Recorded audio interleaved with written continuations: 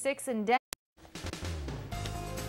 Hang on to your hats. Jennifer says the rain moved out. Now the windy weather is moving in.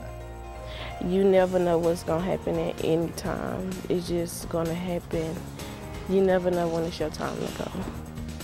And back at home and starting to heal, we sit down with a Fort Worth teen injured in a deadly crash at South by Southwest.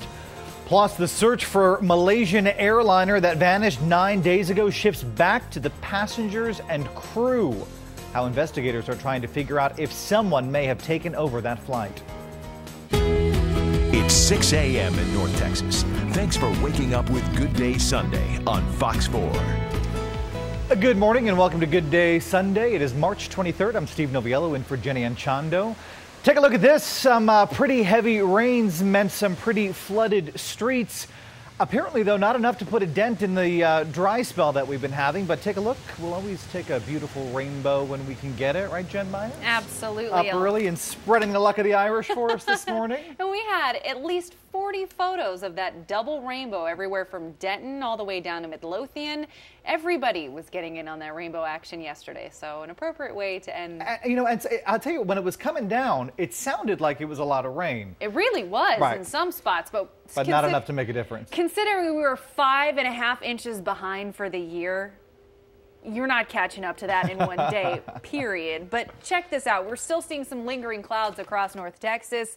In fact, the bad news is, even after yesterday's rains, we're going to keep the clouds around for today. So if you were hoping for sunshine, not going to happen this morning and not going to happen this afternoon either. Temperatures, we've only lost a degree since 10 o'clock last night. We're at 56 degrees in Dallas, 53 in Fort Worth, 54 in Denton, 55 in McKinney. But guess what? That's the warmest it will get all day. Temperatures will be decreasing as we go throughout the afternoon. We'll wave goodbye to the rain. It's all moving towards the east, possibly causing some severe weather, as you can see in the southeast. We're going to talk more about that, plus how much rain we saw here in the Dallas-Fort Worth area, coming up in just a couple of minutes. Thank you, Jen. A developing story from Southeast Fort Worth. Police are trying to find the person who struck and killed a pedestrian. Around 10 last night, the woman was walking on Berkey Road near East Seminary Drive when she was hit. She was taken to John Peter Smith Hospital, where she later died. Homicide detectives are also trying to figure out if that woman was struck deliberately. Meanwhile, Hearst police shot a man Saturday morning after they say he struck an officer with a minivan. Police were called out to the report of an intoxicated person at the Dakota Place Apartments on East Hearst Boulevard. When they arrived, the 27-year-old man tried to drive off and ended up grazing an officer.